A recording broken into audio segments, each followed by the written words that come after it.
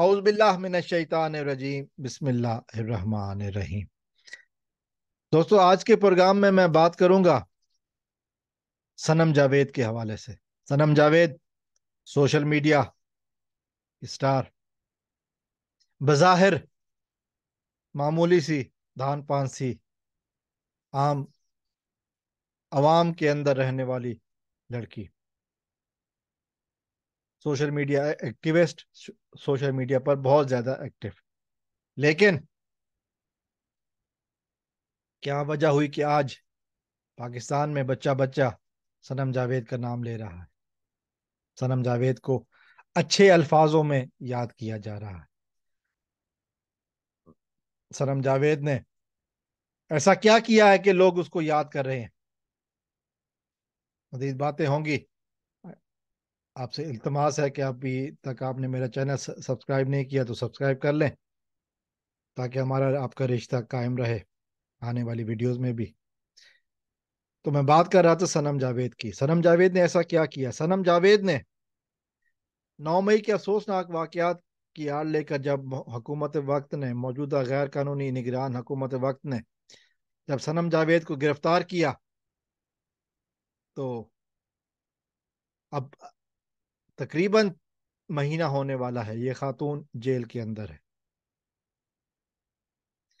اور پھر جو خبریں آئی ہیں وہ تو خیر بہت ساری خبریں ایسی آئیں جو کہ جھوٹ ثابت بھی ہو گئیں، تشدد کی اور یہ وہ، لیکن پھر وہ ایک دم سے کچھ خبریں سچ بھی ثابت ہوئیں۔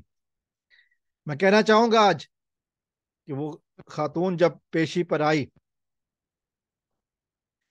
جو اس نے پہلی بات کہی،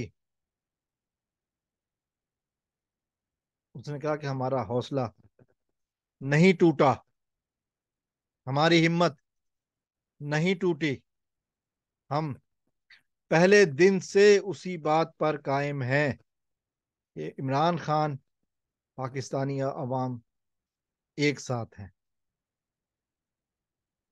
میں نے یہ باتیں بہت ساری سنی ہیں، کہی ہیں، ان کے وکیل صاحب سے، ایڈوکیٹ ہاشمی صاحب سے میری باتیں ہوئی ہیں، بہت جلد وہ میرے ساتھ لائیو میں بھی آئیں گے۔ جب میں نے ان سے کہا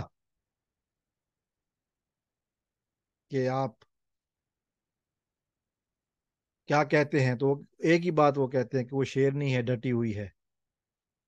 یہی بات مخالفوں کو کانٹے کی طرح چبھ رہی ہے کہ وہ شیرنی ہے، ڈٹی ہوئی ہے۔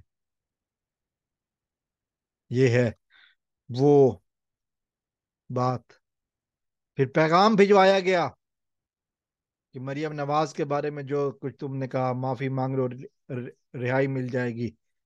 تو اس کے باپ نے کہا کہ ایسا ہو نہیں سکتا، مریم نواز کے بارے میں جو کچھ بھی کہا نہیں، معافی نہیں مانگی جائے گی، چونکہ غلط نہیں کہا، کیے پہ کوئی پچھتاوا نہیں ہے، جو کہ جھوٹ نہیں بولا۔